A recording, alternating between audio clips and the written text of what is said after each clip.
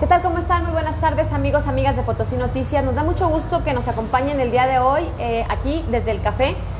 Y bueno, pues ya para cerrar la semana, como todos los viernes, nos da mucho gusto que estén aquí con nosotros. Ahorita les voy a presentar a mi invitado, a nuestro invitado. Antes los invito para que se relajen, se sienten, disfruten la tarde lluviosa de este viernes. Tuvimos una semana muy movida, no solo en lo local, también en lo nacional, con esta discusión, con este ir y venir, que si la reforma judicial, que si los 43 votos, que si la toma de los espacios de definición legislativa, físicos pues, porque en realidad el cuerpo colegiado pues va a decidir lo que tenga que decidir. Pero bueno, pues estuvo muy movida periodísticamente, a nivel local también. Por fin terminó la feria, por fin, porque bueno, pues también periodísticamente era estar ahí pendientes de qué estaba ocurriendo. Así que bueno, pues nos da mucho gusto que estén acá con nosotros. ¿Sabían ustedes que en San Luis hay pinturas rupestres?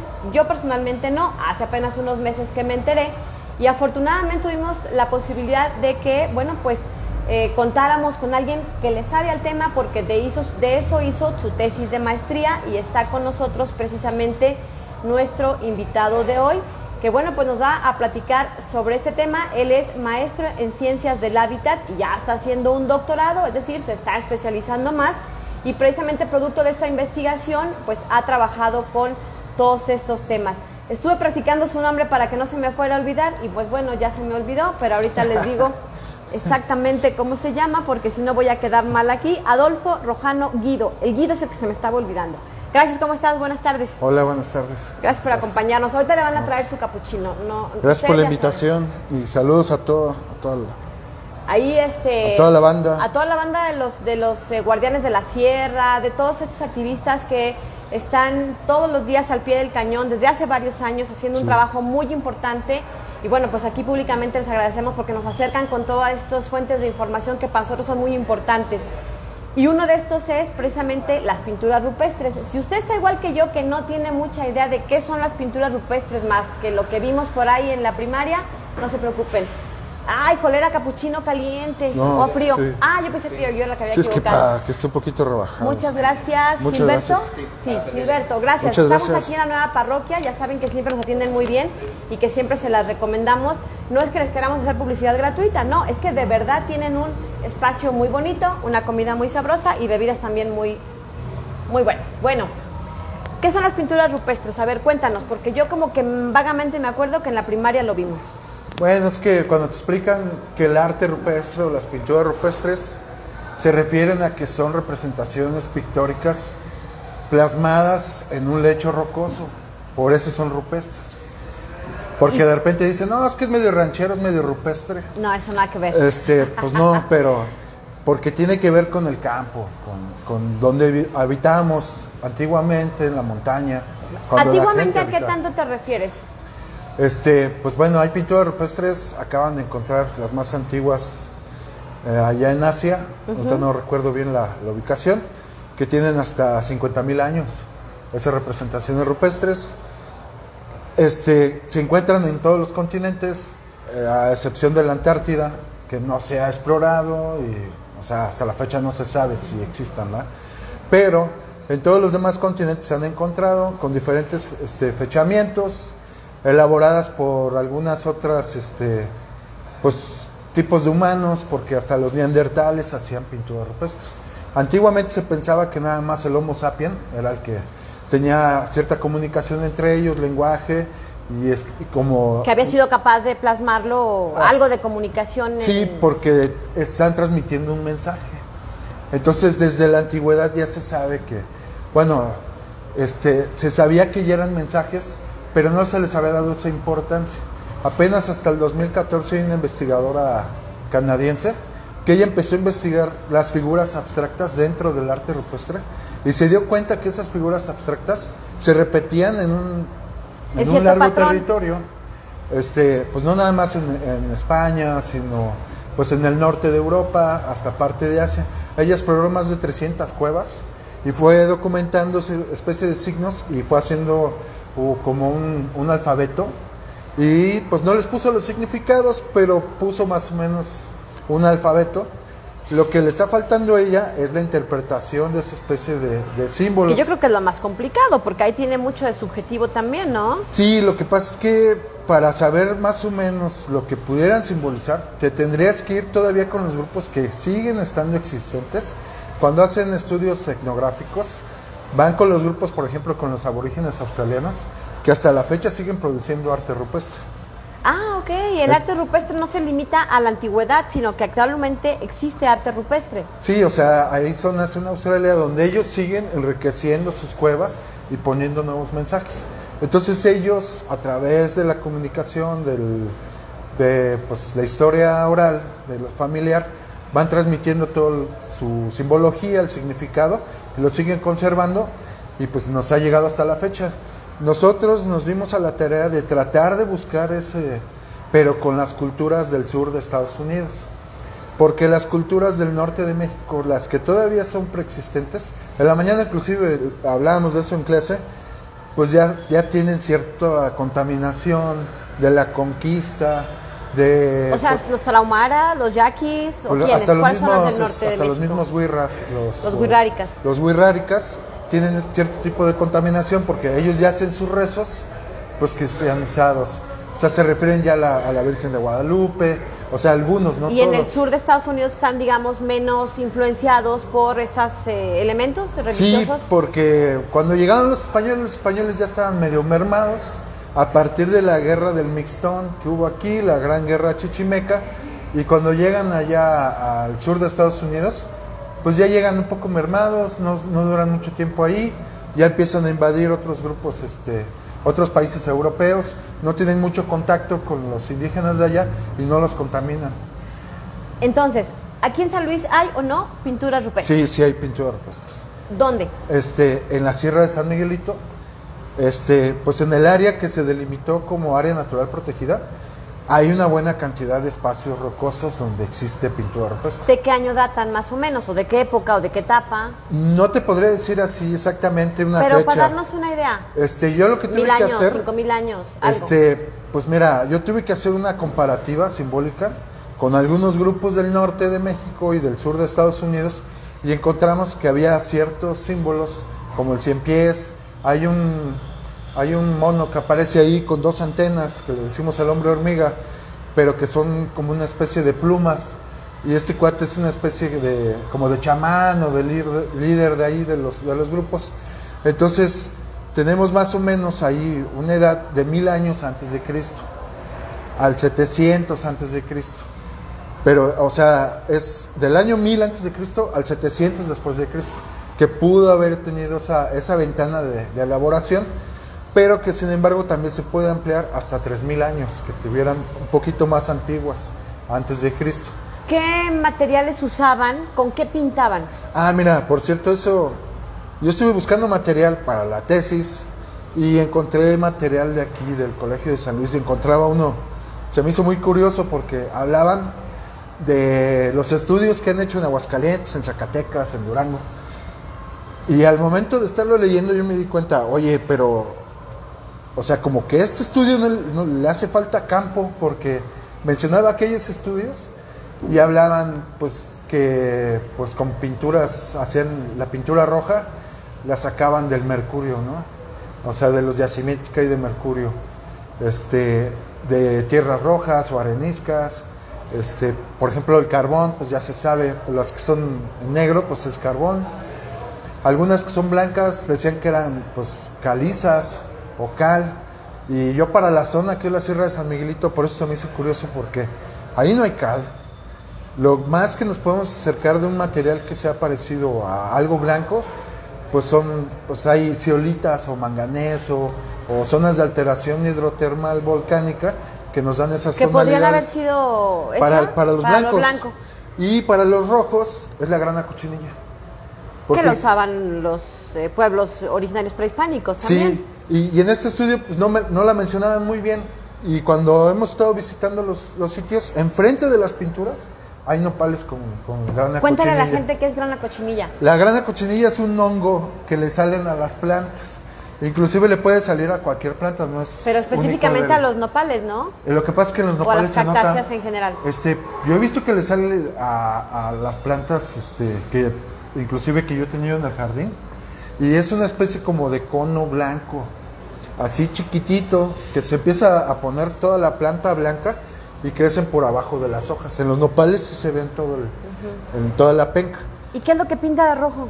Esa es la grana cochinilla, eso es un bichito que al estarse chupando la baba o pues la savia de las plantas, produce ciertos químicos que cuando uno la agarra y la embarra en la mano, te da esas tonalidades rojas. La aplastan, ¿verdad? Sí, la aplastas, la puedes agarrar y te la aplastas en el dedo. Y tiene una singularidad porque no nada más te da un rojo que tiende a morados.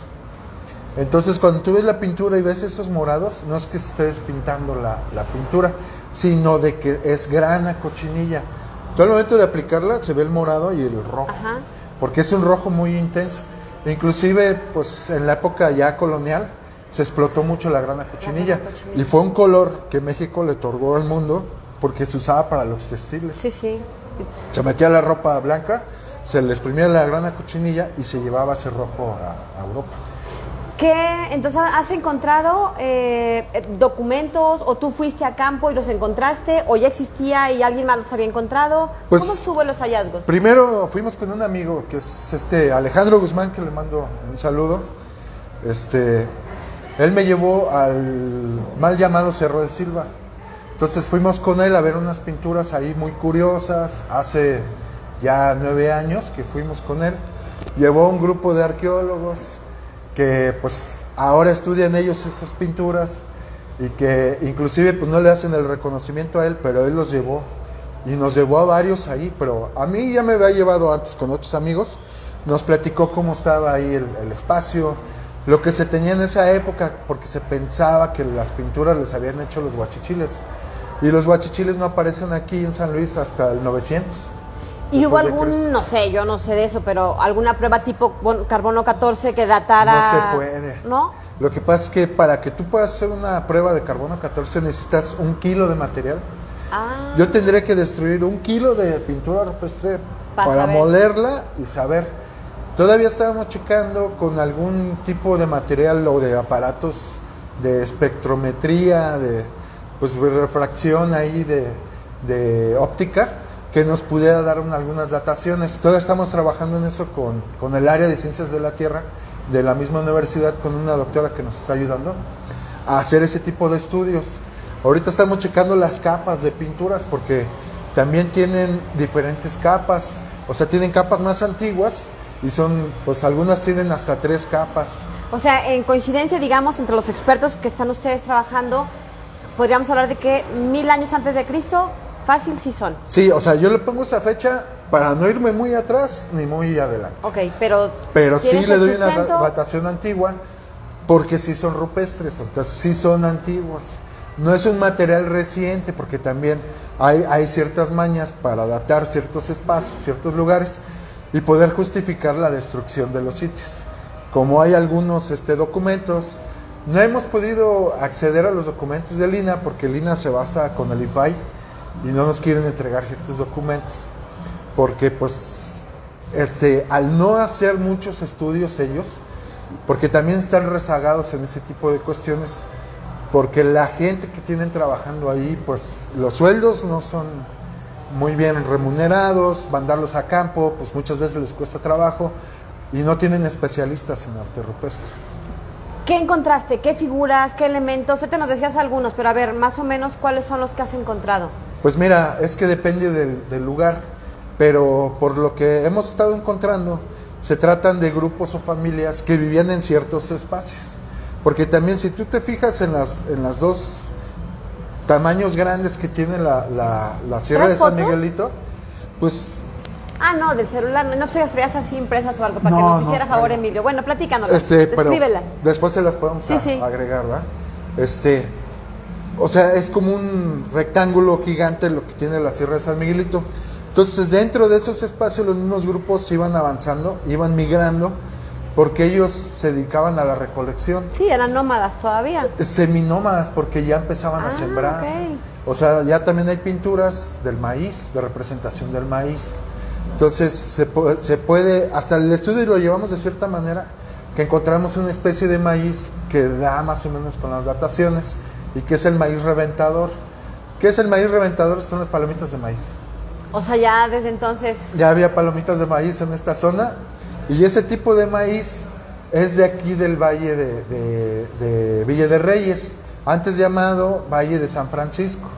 Entonces... Donde siempre ha habido agua, cierta temperatura, un paisaje ahí. Hay basamentos piramidales también ahí en el espacio.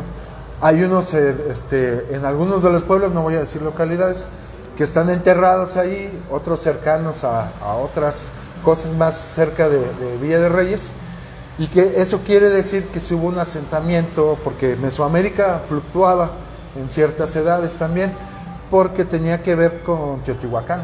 O sea, hay un análisis de Beatriz Braniff que hace una estratigrafía de Villa de Reyes. Entonces ella data ahí que 750 años antes de Cristo ya había asentamientos ahí.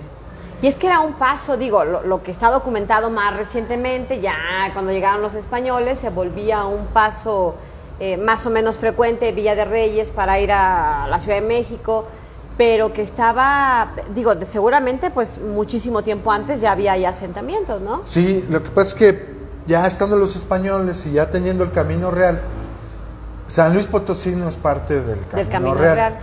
Villa según de Reyes, según algunos estudios. Villa de Reyes sí, un pedazo de Villa de Reyes sí es parte del Camino Real. Lo han querido meter a fuerza para que sea parte del Camino Real, pero es únicamente un pedazo de Villa de Reyes, o sea, la hacienda de Calderón, la Ventilla, algunas de esas, pues que son del siglo XVI, pero que lo que vemos ahorita de lo que está actualmente son del siglo XVIII o siglo XIX. Bueno, perdón, me desvié. Seguimos con las pinturas rupestres. ¿Qué más encontraste?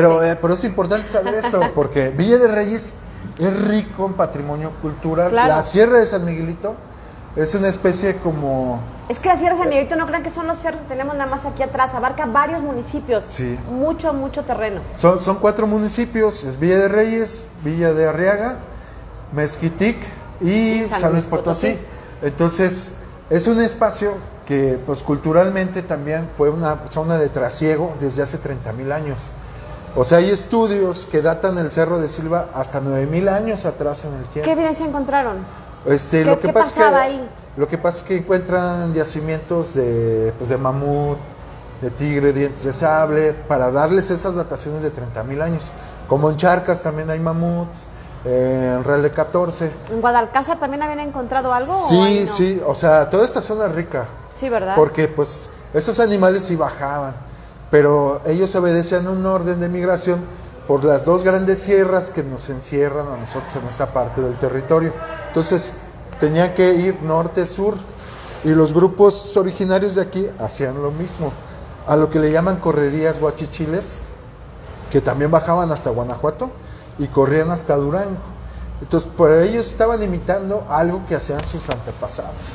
O sea, muchos de estos grupos que realizaron el arte rupestre pudieron haber sido migraciones de los grupos del sur de Estados Unidos, que a mí me gusta relacionarlos con los Hopis. Es que tengo que explicar una serie de situaciones y de eventos que nosotros hemos podido encontrar similitudes con ciertos símbolos con los Hopis.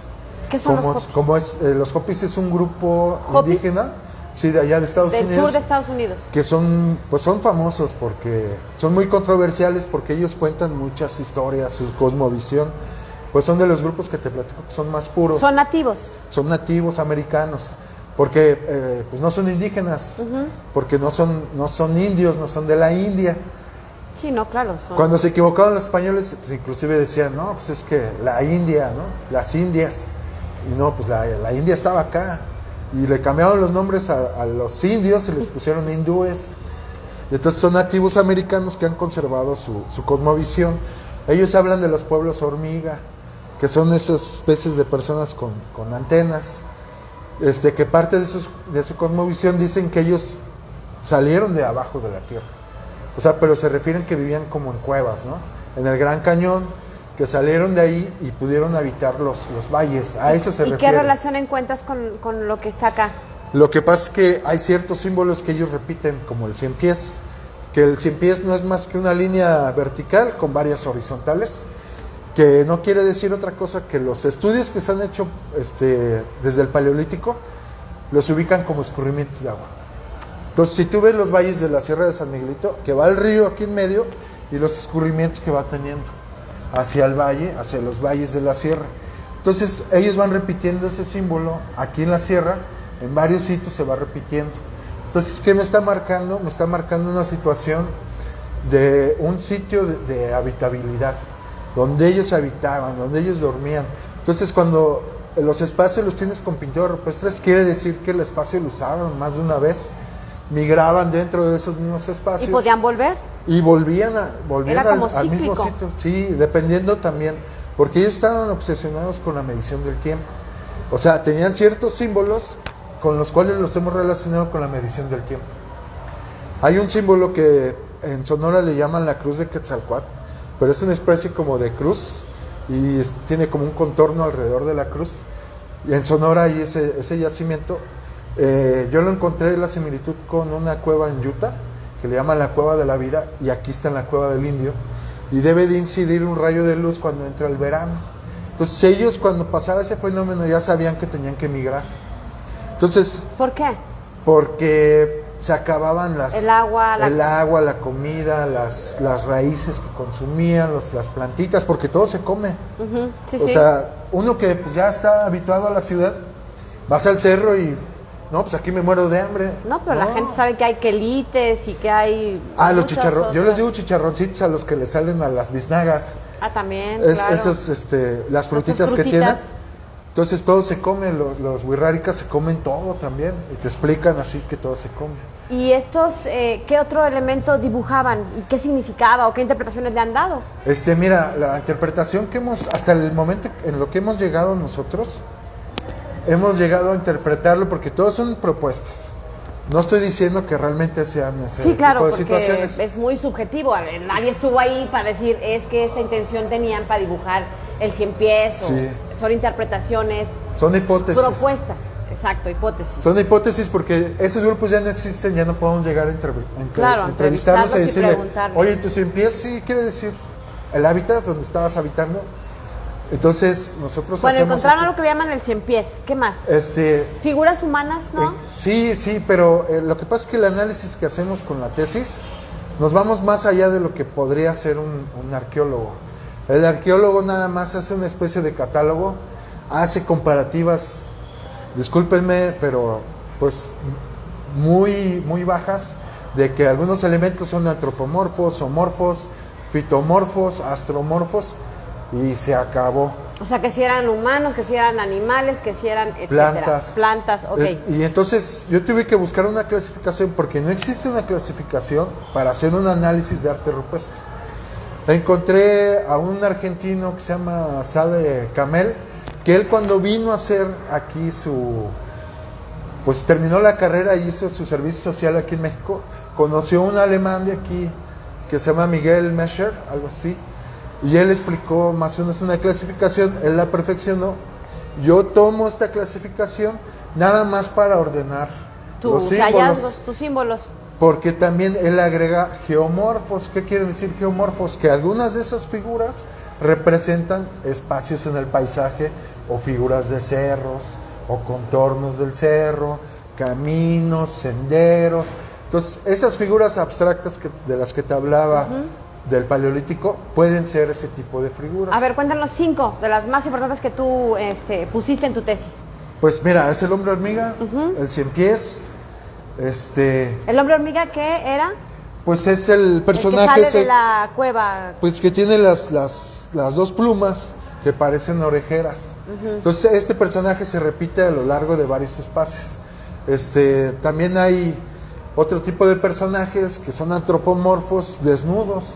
O sea, que parecen figuras humanas. Sí, pero con ciertas características. Por ejemplo, el Cerro de Silva lo podríamos considerar como un coto de caza. ¿Qué es un coto de caza? Porque aparecen venados y ya. ellos están bailando Espacio. entre los venados, aparece un chamán. Entonces hay varias situaciones ahí.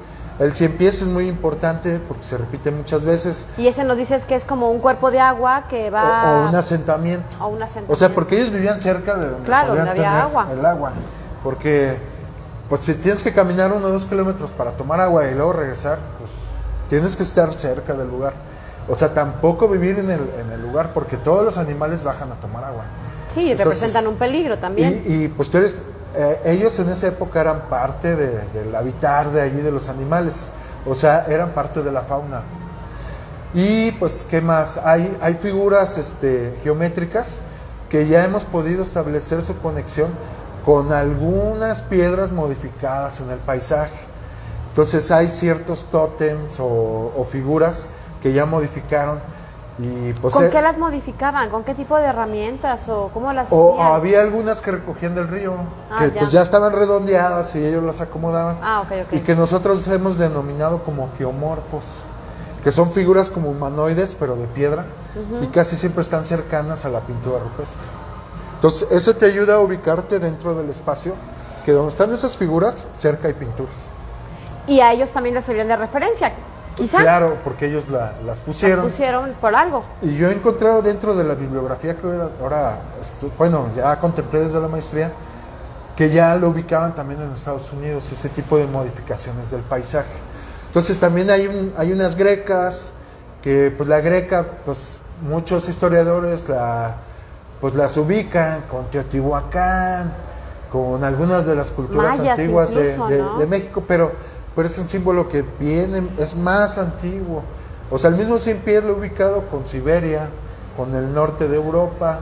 Entonces se ha ido modificando su significado, pero es todo un trasiego que ha llevado para que llegue este símbolo hasta acá.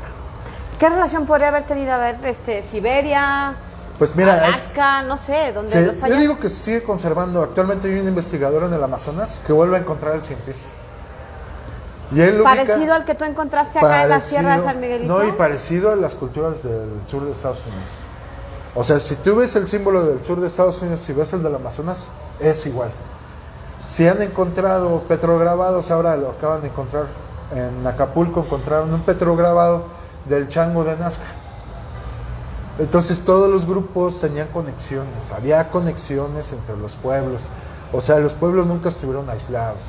Siempre hubo una conexión, intercambio de simbología, de cosmovisiones.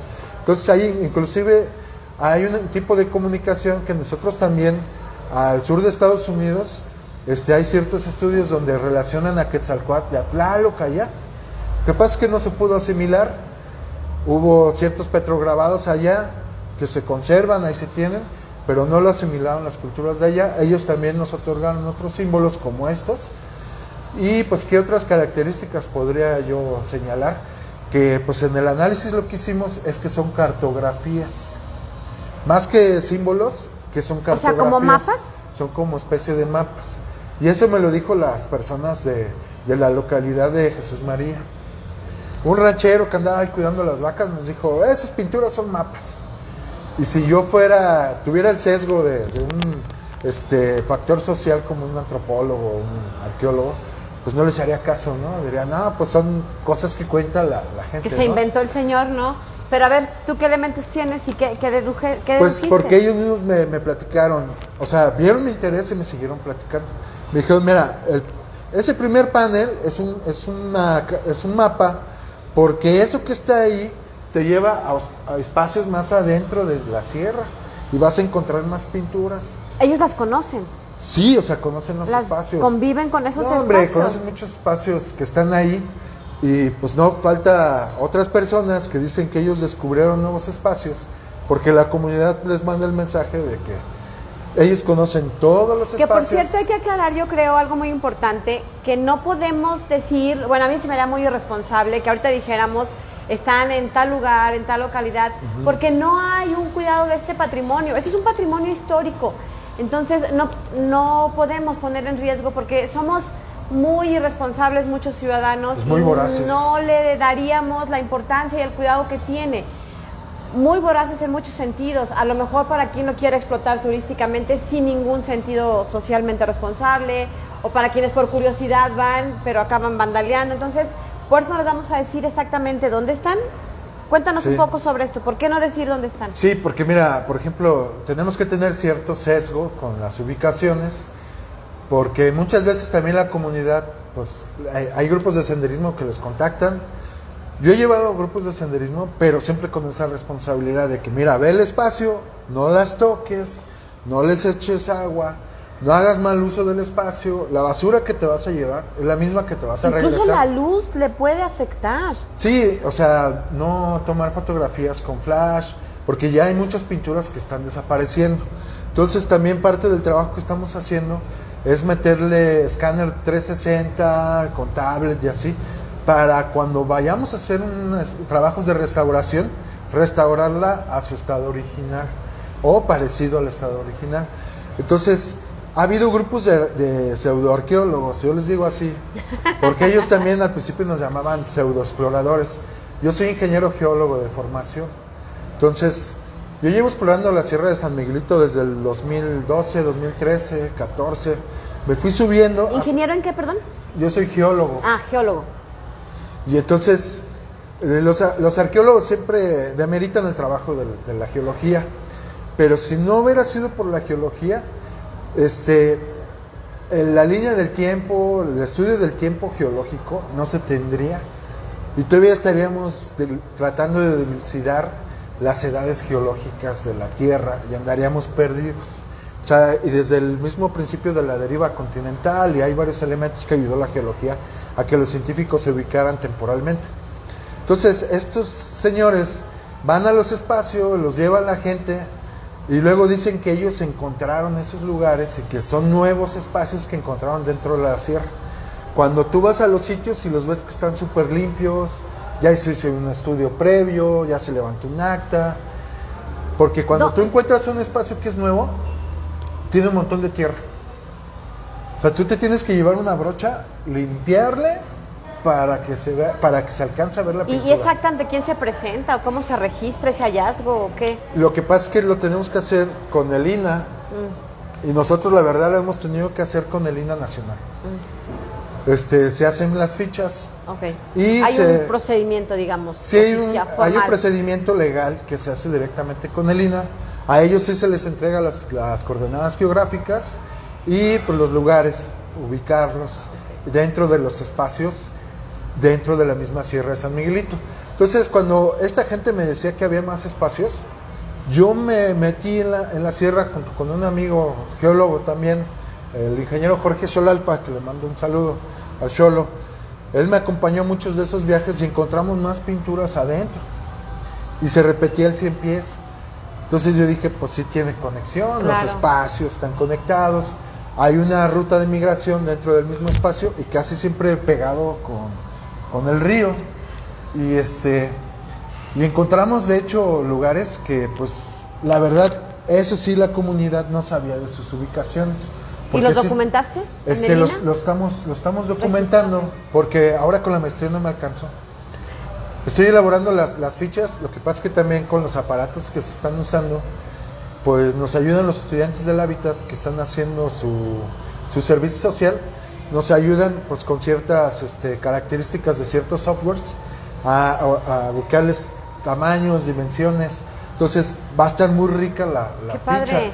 Entonces, para cuando yo se la entregue a Lina, lo que estamos buscando es que se agreguen estos espacios como patrimonio cultural y se protejan como patrimonio cultural. Es que la gente se quiere adueñar de la Sierra de San Miguelito y aguas con eso. A ver, ¿cuántos encontraste o cuántos se tienen registrados, no sé, en tu trabajo de investigación? En mi trabajo de investigación ubico nada más 5 sitios.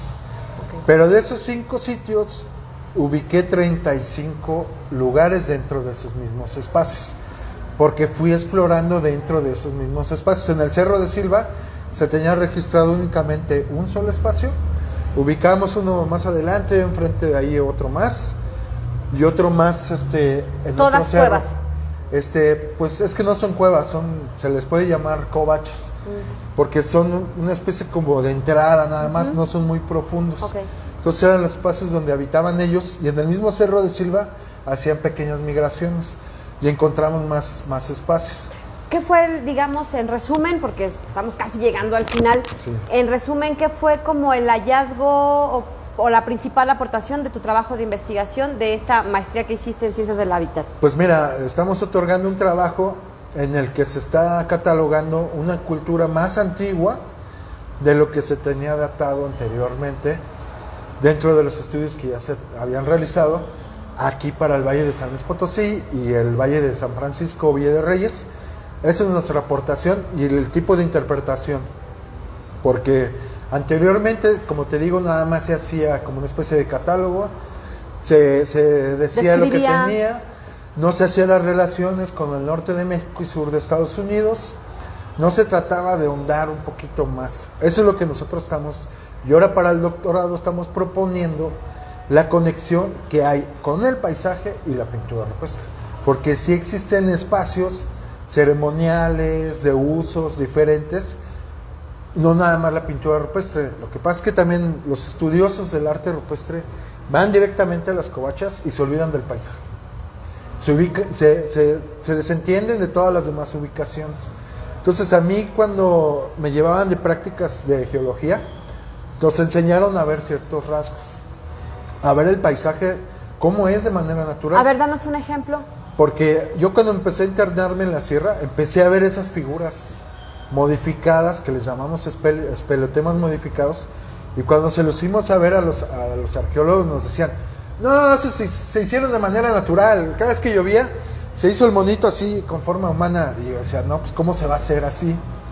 Si son prismas riolíticos que pues hacen ángulos rectos, pues ¿cómo van a tener esas formas redondas arriba? Y pues no. Y luego si se repiten casi siempre enfrente de donde están las pinturas rupestres, esto tiene una lógica y tiene ciertas características que te señalan los espacios. Que puede observar un geólogo que sabe qué tipo de piedra, qué tipo de figura, qué tipo de ambiente hay ahí. A esta piedra no corresponde, pero pues por alguna razón llegó. O cómo están ubicadas, porque pues por lo general son varias figuras. Que de manera natural no pudo haber llegado así. Sí, no. ¿En el Valle de los Fantasmas puede haber ocurrido algo así? ¿O acá en la Sierra de Álvarez? Ah, ¿o mira, no en la Sierra de necesariamente? Álvarez, por el tipo de material, es una zona kárstica.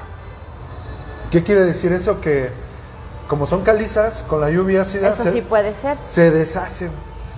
Entonces, por eso se llama kárstica, porque forman cavernas o cuevas muy grandes, espacios muy grandes, porque la misma lluvia ácida los va deshaciendo y sí les da esa forma de manera natural. Ah, ya, ok. Ahí.